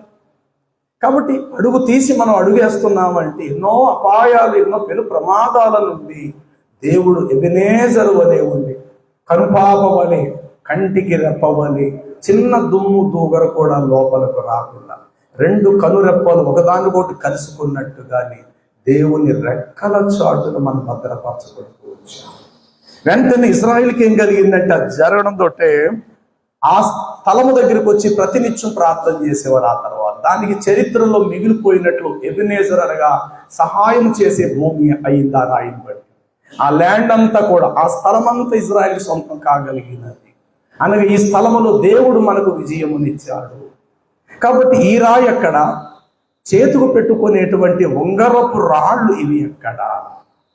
ఈ రాళ్ళు కలిగిన వారందరూ కూడా దేవుడు మాకు అక్కర్లేదు, ఈ రాళ్ళు ఉంటే మా జీవితం సరిపోతుందని అనుకొని ఎంచుకునేవారు, అపవాది మార్గంలో ఉన్న వారందరూ ఈ రాళ్ళకు ప్రాముఖ్యతనిస్తారు. దేవుడి మీద ఆధారపడిన వాడు తన చేతికి తన బ్రేడికి ఏది ధరించుకో, ఎందుకంటే నిలువెత్తు క్రీస్తునే ధరించుకున్నాను నాకు చాలా. ఆయన నాకు విజయం, ఆయనే నాకు బలం, ఆయనే నాకు సహాయం. ఎన్నో సందర్భాల్లో నీ మతి స్థితితో అంటే కొన్నిసార్లు చల్లా చెదరైపోయి గుండె బేజారెక్కి అంత సమస్యలు వచ్చి పడిపోతుంటాయి. చాలా రకాలైనటువంటి కలవరాలు, ఆందోళనలు, ఇబ్బందులు, ఒకదాని తర్వాత ప్రతిదాన్ని సహించడానికి ఇష్టపడు. ప్రతిదాన్ని నువ్వు మోయటానికి, భారాన్ని భరించడానికి నువ్వు ఇష్టపడితేనే దాని వెనకాతల దేవుడు గొప్ప విజయాన్ని, మేలును దేవుడు నీ కొరకు దాచుంచాడు. అంతేకాక నీ మనసుకు తోచినట్లు ఎందుకు ఇలా జరిగింది, దురదృష్టాలని పొద్దున్నే దేని ముఖం చూశాను, ఈరోజు పనే లేకుండా పోయింది, పనికి రావద్దన్నాడు మా యజమానుడు, పని లేదంటే ఈరోజు అని నీలో నువ్వు చికాకుకు నువ్వు గురి కాబాక, విసుగు తనకు దయచేసి నువ్వు గురి అవ్వటానికి నువ్వు ఇష్టపడవాక. ప్రభు ఎందుకో యజమానుడు ఈరోజు పనికి రావద్దన్నాడు, నీ సన్నిధిని ఈ పూటంతా నీ గడుపుతాను అన్న తీర్మానం తీసుకో. ఆకాశ పక్షులు పోషించిన దేవుడు చిన్న నీ కుటుంబాన్ని కూడా దేవుడు పోషిస్తాడు. పరుగులెక్కద్దు, ప్రయాసపడిపోవద్దు, ఆశించి పరుగులు ఎత్తి మనము నష్టాన్ని కొని తెచ్చుకో. కాబట్టి చేతుకున్న ఉంగరాలకున్న ఏ ఒక్క రాయి నీ జీవితాన్ని మార్చలేదు. నీ జీవితాన్ని ఒక సరైన దారిలో పెట్టలేదు. కష్టకాలంలో ఆ ఒక్క రాయి నీకు సహాయం చేయి. ఏ రాళ్లతో చేతికి ఉంగరాలుగా పెట్టుకున్నావో ప్రాణము విసుగుపోతే గనుక అదే వేళ్లకున్న ఉంగరపు రాళ్లతోటే ఉరి పెట్టుకుని కూడా చచ్చిపోతాడు అప్పుడు. చేతికి రాళ్ళు ఉంటాయి, ఉంగరాలు ఉంటాయి. వాడే బీరువాల నుంచి ఒక చీర చున్నీయ బయట తీస్తాడు, వాడే ఫ్యాన్కి వేసేసుకుంటాడు. అప్పటికి చేతికి రాళ్ళు అలాగే ఉంటాయి, ఉంగరాలు అలాగే ఉంటాయి. వాడే బిగించుకుని వాడు చచ్చిపోతాడు. చేతుల కింద కూడా అలాడి పెట్టుకుని అలాగే చచ్చిపోయి ఉంటాడు. అంటే ఇప్పుడు నీ చేతికున్న రాళ్ళు ఏమాత్రం నీ కష్టం నిన్ను ఆదేశకున్నాయని కాపాడేసి నిన్ను. ఇవన్నీ ఈరోజు ఎవరు పెడుతున్నారు, ఎందుకు పెట్టుకుంటున్నారు? దీనికి జాతకం అని, పూజ అని, దీనికి ఒక యంత్రం అని, దీనికి ఒక మంత్రం అని, ఎందుకు ఇన్ని రకాల పుర్రాకులు దీనికి రుద్దుతున్నారంటే ఒకప్పుడు ఇవన్నీ దుష్టుడికి సంబంధించినవి.